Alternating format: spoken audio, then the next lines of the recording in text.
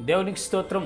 ప్రియమైన వారలారా, రక్షకుడును ప్రభు అయిన యేసుక్రీస్తు వారి నామంలో మీకు శుభములు వందనాలు తెలియజేస్తూ ఉన్నాం. దేవుడు మిమ్మలను, మీ బిడ్డలను, మీ కుటుంబములను దీవించి ఆశీర్వదించును గాక. ఆమేన్. God bless you.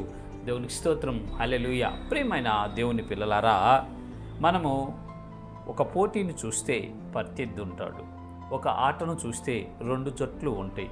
ఈ లోకంలో ఏదైనా పోటీతో కూడుకున్నటువంటిదండి. ఆ పోటీలో కొంతమందికి సపోర్ట్ చేస్తారు, కొంతమంది ఒక వర్గానికి సపోర్ట్ చేస్తారు, కొంతమందికే సపోర్ట్ చేస్తూ ఉంటారు. ప్రియమైన దేవుని పిల్లారా, అలాగే ఇక్కడ పరిశుద్ధ లేఖనాల్లో యేసుక్రీస్తు ప్రభువు వారు ఒక చక్కని మాట చెప్పి ఉన్నారు. ఏమన్నారంటే, నా పక్షాన ఉండని వాడు నా వాడు కాదు, నాకు విరోధి. అతను నన్ను గుర్తెరగలేదు కాబట్టి అతను సాతాను సంబంధి, దుష్ట సంబంధి, అతను లోక సంబంధి అన్నట్లుగా యేసుక్రీస్తు ప్రభుల వారు మాట్లాడుతూ ఉంటారండి. చూద్దాము లేఖన భాగము. లూకా సువార్త 11వ అధ్యాయము 23వ వచనం మనం చూసినట్లయితే అక్కడ ఈ రీతిగా రాయబడి ఉంటూ ఉన్నది. నా పక్షాన్ని ఉండని వాడు నాకు విరోధి. దేవునికి స్తోత్రం. హల్లెలూయా. చూడండి ప్రియమైన దేవుని పిల్లలారా, ఈ భయంకరమైనటువంటి దినాల్లో మనము ఒకసారి యూట్యూబ్ని, ఈ సోషల్ మీడియాని మనం గమనించినట్లయితే, యేసు ప్రభు దేవుడైనా, అసలు యేసయ్య ఎట్లా పుట్టాడు, యేసయ్య అసలు ఉండాడా, రకరకాల ప్రశ్నలు, రకరకాల సందేహాలు కొంతమంది వెలుగుచ్చుతూ ఉంటారు.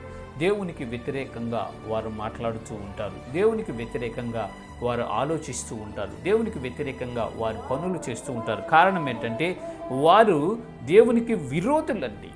యేసుక్రీస్తు వారి పక్షాన కాకుండా ఈ లోక పక్షాన ఉన్న ప్రతి వ్యక్తి యేసు ప్రభు వారికి విరోధే. ఇప్పుడు బాగానే ఉంటుంది, కానీ ఈ లోకయాత్ర ముగించిన తర్వాత, మరణించిన తర్వాత నీ ఆత్మకు తీర్పు జరుగుతుంది. మనుష్యుడా, దయచేసి గమనించండి.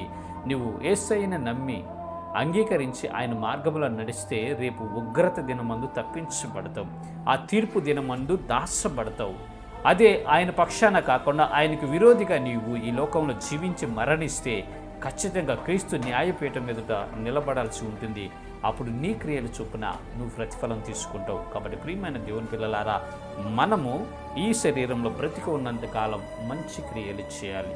మంచి ఫలితం మనం తీసుకోవాలంటే మంచి క్రియలు చేయాలి.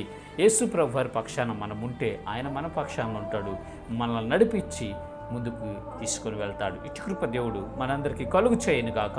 ఆమెన్. God bless you. దేవునికి స్తోత్రం. హల్లెలూయా. Praise the lord.